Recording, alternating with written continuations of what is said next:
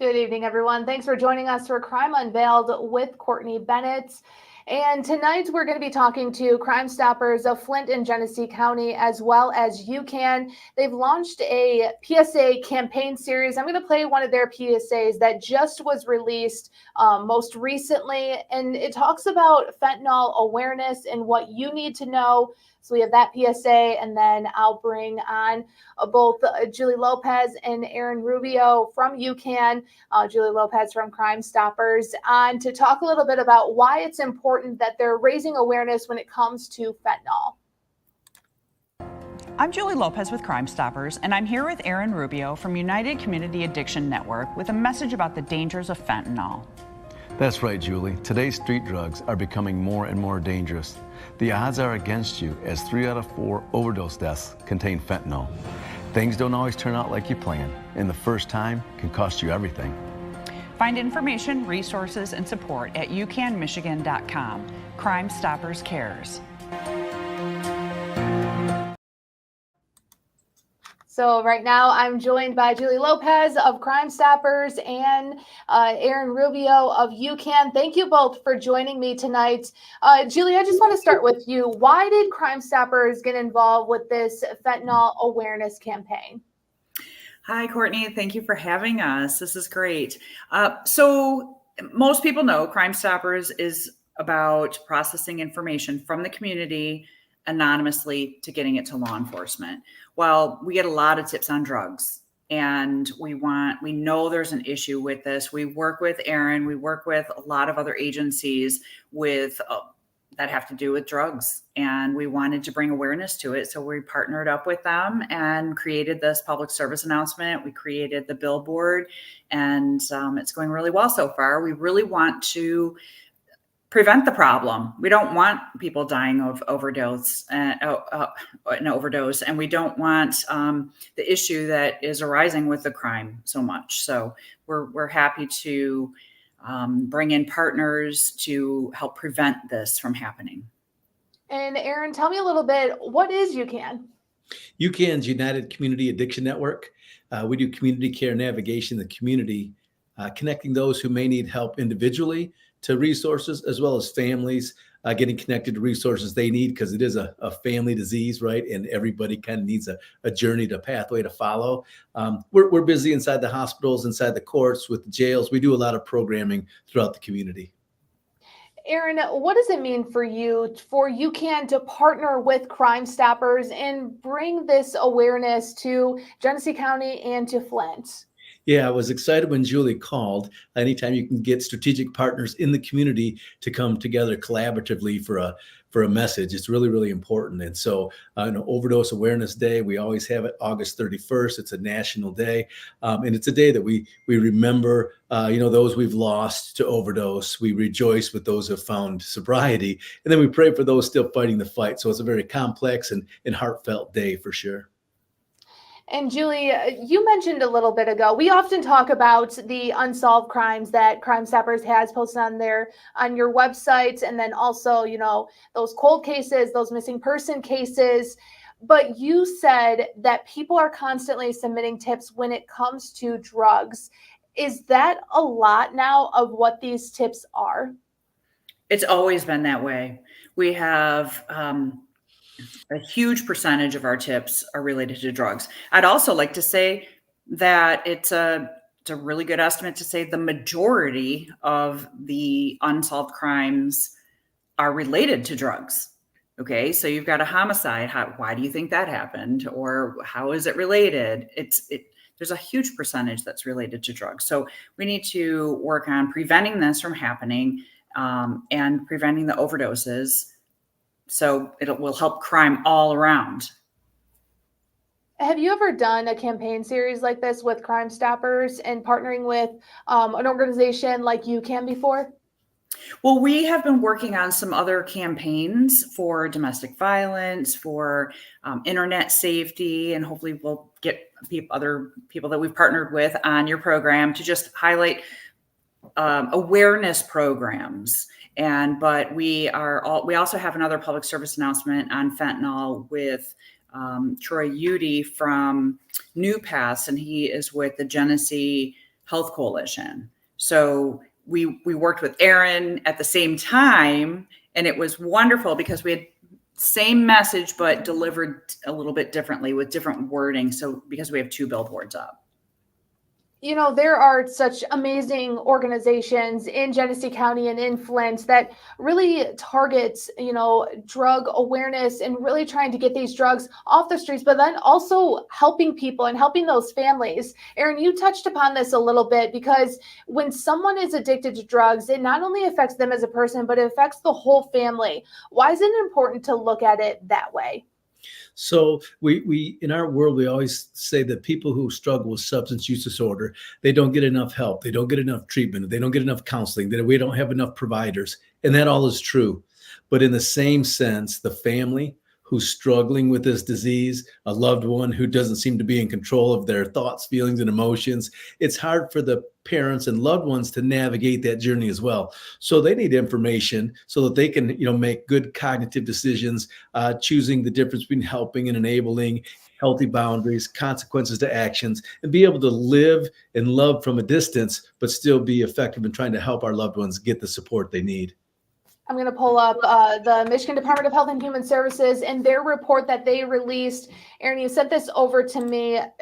So what are we looking at right here? This is the opioid response framework from MDHHS. Yes, this is an outlook that they're taking in which to take opioid settlement money and how can they effectively distribute that across the state and make an impact, not only with those who need treatment getting into treatment, but all the way up, as you can see, the different categories to prevention, true prevention, awareness, information that needs to be out there so people can make better decisions. And then as you go, harm reduction with their naloxone distribution, and again, under education and awareness there as well.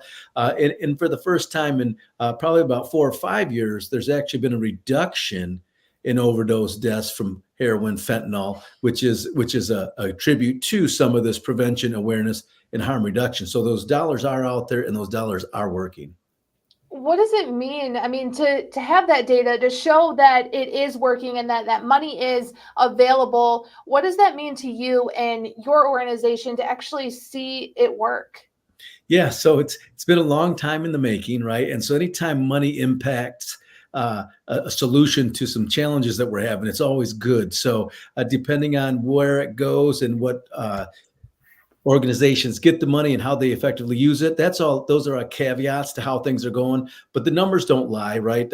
With the education that's out there, the awareness to get out there, the overdose reductions, it means that everybody's buying in and taking their part and playing their part in this disease. Julie, you mentioned about the connection with, unsolved crime, missing person, and when it comes to drugs, you hope that by putting out these PSAs that possibly more unsolved cases will get solved. People will feel comfortable with submitting those tips. Yeah, it is a correlation between the drug tips and other types of crime that have happened. For example, we had a board meeting and we were discussing one of the tips that had come in and had led to several arrests. Okay. So I think there were 7 arrests made that night, and there were weapons collected and drugs collected. And one of our board members is a retired police detective from Flint Police Department. And he said that tip prevented a homicide. So basically, by getting the people who had warrants with drugs, with weapons before a homicide happened that night, well, it could have happened. So you can see the correlation and how that prevented a possible death.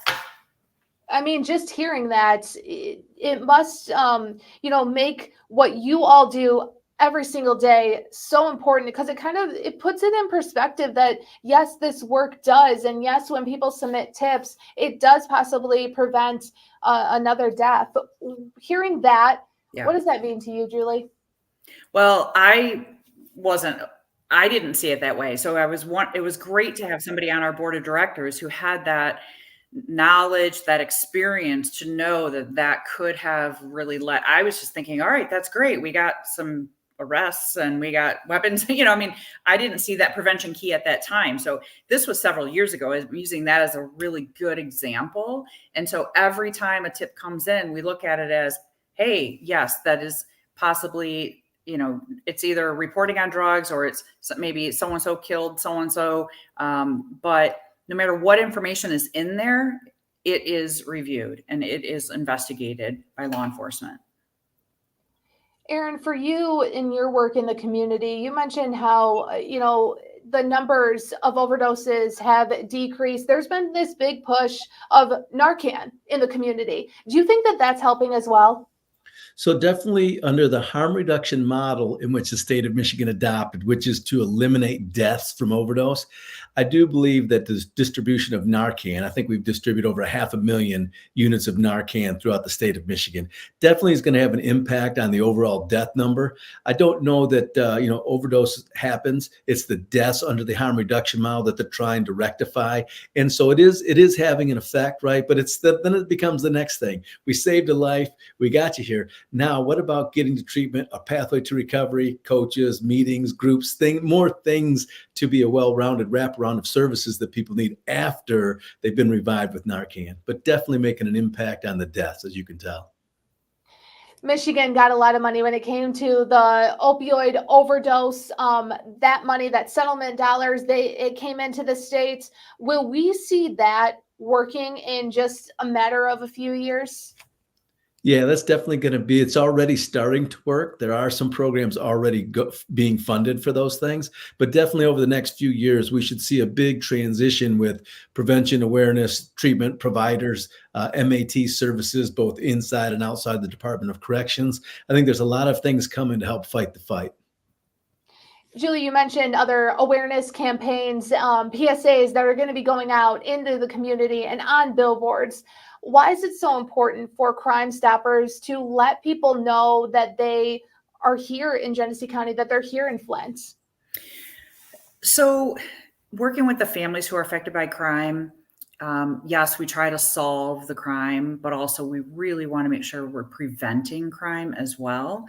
And it just, like Erin was saying, collaboration with agencies like he is with means the world to all of us and to the community, to show that when we work together, we can make a difference. I'm just smiling every time he talks. He's such a wealth of information, and the information that they're giving and the help that they're helping with these families, it's just phenomenal. And there is help out there. So anyone who has any issue with drugs, with alcohol, reach out to UCANMichigan.com, and they really, really can help.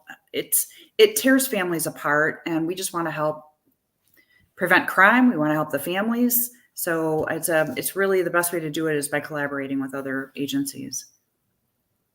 And Erin, if people were interested in learning more about UCAN or, using those resources, maybe they need help or their family member needs help, how can they reach out? How can they get involved? Yeah, absolutely. So UCANMichigan.com, as Julie mentioned, is our website. On there's a tab for Get Help Now. If they click on that, fill out some information, including what the request for services is, whether it's a family or an individual or a hospital or a nurse manager, whomever it might be. And then we reach out to them, circle back, and we'll start them, make sure where they're at, safe environment, good location, and then where can we begin to provide treatment, if it's inpatient, outpatient, detox, whatever it may be, and start that journey. And then after treatment, be able to reconnect and keep on with peer coaches and groups and meetings, get them connected to additional services. If it's a family member, get them a list of our groups. We have a couple groups on Monday and Tuesdays, and different ways to plug in for information, resource support there as well. Well, as we wrap things up here, is there anything else that we didn't talk about that either one of you would like to talk about? It just came to my mind that UCAN and Erin have been at our community safety resource fair every year that we have in the spring. So we will be having another one again come next spring. So keep an eye out for that. Wonderful agencies all around that come in. Last year we had about 40 agencies that came to help with any type of safety issues. Absolutely.